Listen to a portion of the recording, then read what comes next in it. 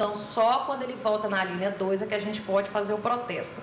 Daí, a gente pode fazer, se a gente fez dentro desse prazo de apresentação, a gente pode cobrar tanto daquele que é o titular do cheque, quanto daquele que endossou o cheque e do avalista. Passado esse período de 30 dias ou de 60 dias, a gente só pode procurar receber do titular do cheque. Ah, certo, entendi. E depois de cancelar o protesto, o consumidor deve comunicar esse cancelamento ao SPC, Serasa? Não, quando a gente faz o cancelamento do protesto, que é feito esse cancelamento depois que é feito o pagamento ao credor. Você vai lá no cartório, o cartório vai te informar os dados daquele que protestou o seu cheque, você vai até ele, faz a renegociação da sua dívida. Se ele não tiver mais o seu cheque, ele vai te dar uma carta de anuência. O que significa isso? Se chegar lá, muitas vezes, aquele cheque seu já está há 2, 3 anos com aquela pessoa, ele protestou na época certa, já está há 2, 3 anos com ele, ele perdeu o cheque ou o cheque já está desconfigurado. Ele faz uma carta de anuência, leva até o cartório de protesto. Lá o cartório de protesto já vai fazer a comunicação do SPC e do Serasa, vai fazer a retirada do cheque do Banco Central, do cadastro de cheque sem fundo, porque também é emitido, esse cheque retorna para o banco. Então o devedor vai ter o trabalho apenas de ir lá e cancelar esse protesto. Certo. Pergunta que um telespectador perguntando, diz que ele tem uma conta conjunta e o filho passou um cheque sem fundo. Ele pode ser processado por causa desse cheque? Bom, a gente tem que deixar claro o seguinte: a conta conjunta, explicando o que é isso, é quando tem mais de um titular, tem um titular independente. Isso acontece muito em condomínios, acontece muito entre marido e mulher, entre pai e filho. A gente deixa claro que no polo ativo, esses dois são solidários. Ou seja, qualquer um dos dois, tanto o pai quanto o filho, pode movimentar essa conta. Porém, é pacificado que no polo passivo, ou seja, quando ele é réu de um processo, responde somente aquele que emitiu efetivamente o cheque. No caso, se foi o filho é que vai ter que prestar as contas desse cheque. Porém, se ele for menor de idade, porque o cheque é liberado dos 16 para cima, 16 anos para cima. Se ele tiver 16 anos, o pai vai ter que ser chamado também, porque ele vai ter que representá-lo. Mas se for maior de idade, é só quem emitiu o cheque.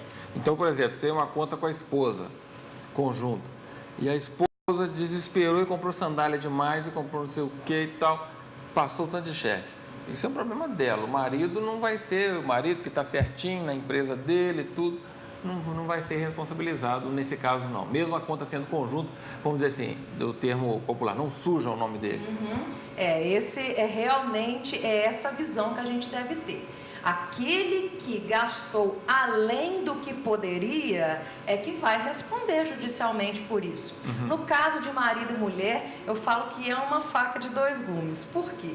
Porque quando a gente é casado, existe uma cláusula que chama mori uxória. Ou seja, todos os bens do meu marido se comunicam com o meu. Então, assim, negativar o nome, colocar como um mal pagador, vai ser só daquele que passou o cheque sem fundo. Porém, se numa execução ou numa ação monitória tiver que ter penhora de bens, o marido entra no meio. No final ele que paga sempre, né? O marido entra no meio para pagar o sapato. Nossa, aí é complicado. Olha, e se a pessoa tem um cheque, tem um nome negativado e possui cheques devolvidos na praça, o banco pode exigir a regularização do débito antes de abrir uma conta salário? Como é que funciona a conta salário nesse caso? Olha, a gente já observou alguns casos em que o banco se aproveita dessa condição de estar recebendo aquele correntista novamente na sua agência e coloca oportunidade de negociação, parcelamentos maravilhosos. Você tem um débito aqui e nós vamos colocar para você da forma mais facilitada, mesmo porque agora para você abrir essa conta salário sua, você precisa estar regularizado no banco. Isso não existe, Badaró. Isso não existe. A conta salário, ela não foi uma escolha daquele correntista, é uma obrigatoriedade. A empresa só vai fazer o pagamento para aquele trabalhador se ele tiver a conta naquela agência. Então, ele não pode ser coagido, impelido, obrigado a fazer o acerto das pendências dele como titular independente de conta. Ele vai poder abrir sua conta salário, porém sem nenhuma regalia. Ele só vai ter essa conta para ter o seu salário depositado e o cartão de débito para ser retirado esse dinheiro. Certo, a conta básica mesmo. Uma conta básica, sem cheque especial, nada mais. Certo. O Pedro Alves do Centro tem uma pergunta interessante aqui. Se uma pessoa der um cheque pré-datado para dezembro, só que a pessoa morre antes da data, como proceder nesse caso? Como a pessoa vai receber o cheque? O cidadão que deu o cheque faleceu. Olha, aí já entra o direito sucessório. Esse valor que era devido àquele que morreu, ele passa a ser um crédito dos herdeiros. Se ele tem filhos, ou se ele não tem filhos, se ele tem uma esposa, se ele é solteiro, porém tem seus pais ainda vivos. Então, esse devedor do cheque deve procurar qualquer um desses herdeiros para fazer o pagamento desse cheque, porque a dívida não morre junto com o defunto. Certo. A dívida permanece, tanto que o herdeiro, ao abrir um inventário, aqueles que têm crédito com aqueles herdeiros, eles podem entrar neste inventário requerendo aquilo que for parte deles. Então, neste caso, eu aconselho a procurar os herdeiros, a esposa ou os filhos, caso não existam os pais, e fazer esse acerto até mesmo para ele poder reaver esse cheque dele e regularizar a conta corrente dele. Porque sem esse cheque, ele não vai conseguir tirar o nome dele do CCF. Entendeu? Certo. Então, por exemplo, se a pessoa deu o cheque e faleceu, ela passou o cheque e faleceu, nesse caso, como procede? A família também desse que faleceu tem que pagar a quem é de direito?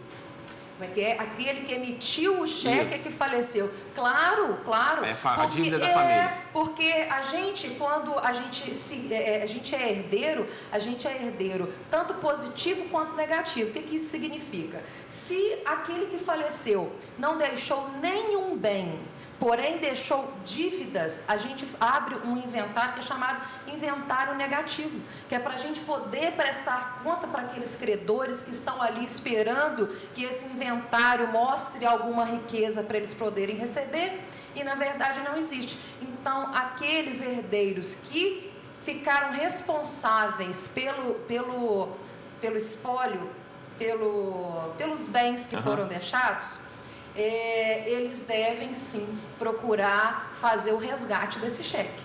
Sim. Tem outra pessoa aqui. As pessoas que às vezes têm nome envolvido em cheque, alguma coisa assim sem fundo, eu não falo o nome porque ninguém precisa saber quem está com cheque sem fundo. Mas a outra pessoa está dizendo que tem alguns cheques de 2000 a 2006 para receber e que está sem fundo. Quer saber qual o procedimento que ele deve fazer para isso acontecer? Olha, eu não tenho uma notícia muito boa para dar para ele.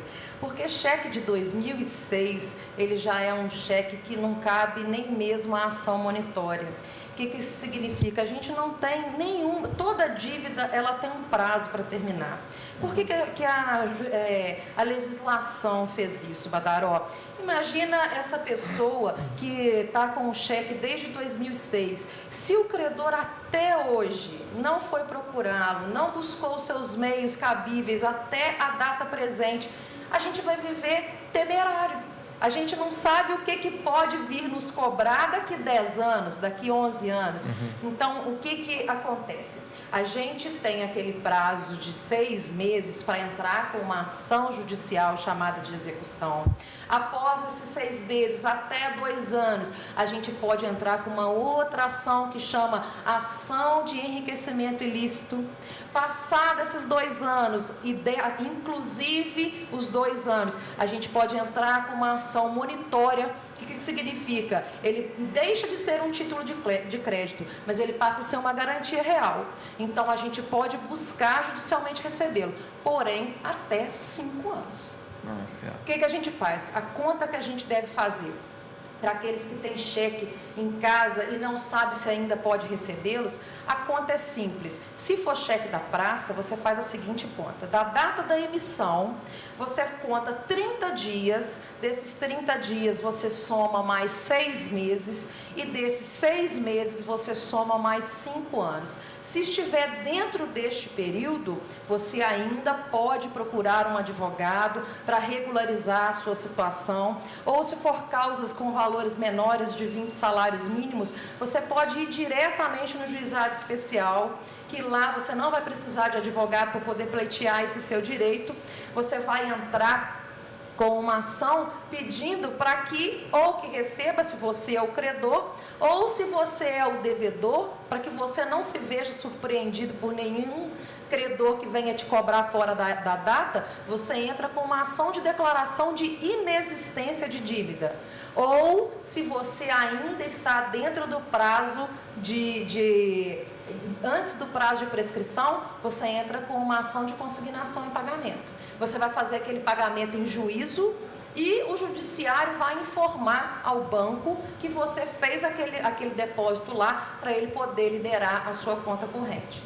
Então, deve ser tomado muito cuidado, porque tem gente que acha que dívida é para sempre. Tem até entendimentos doutrinários, Badaró, que seguem essa linha de raciocínio, que tem advogados que acreditam, e existem até tribunais, porém não o de Minas Gerais, que levam em consideração que, por ser uma garantia real, é uma lei especial, então ela não vai ser regida pela mesma lei que fixa os 5 anos como prazo máximo, que aceitam 10 anos. Porém, essa não é a realidade do Tribunal de Minas Gerais. Certo. Então, eu já deixo claro que, até para deixar mais fácil para vocês que têm cheque e não sabem se ainda pode recebê-los, até setembro de 2008, se você tem um cheque em casa aí que você não conseguiu receber, ou se você está devendo um cheque que você passou em setembro de 2008, ele ainda pode ser movido uma ação judicial para receber ou para garantir a inexistência desse débito. Certo, e muitas vezes a pessoa pensa assim, eu estou com tanto de cheque para receber, mas é coisa miúda, é 100 e poucos reais, é 200 e pouco, é 500 e pouco, até de 1.000 e pouco, não vou mexer com justiça por conta disso não. Se juntar aquilo tudo, é um dinheirão, que às vezes, de inadimplência. Mesmo que for um cheque pequeno, vale a pena entrar com a ação? Olha, se vale a pena, isso depende de cada um, sim, sabe, Badaró? Porque tem muitas pessoas que acham que, por ser quantias pequenas, realmente há um desgaste para você receber uma dívida. Se for um valor irrisório, coisa de 100 reais, a gente tem que levar em consideração também que, às vezes, o que é pouco para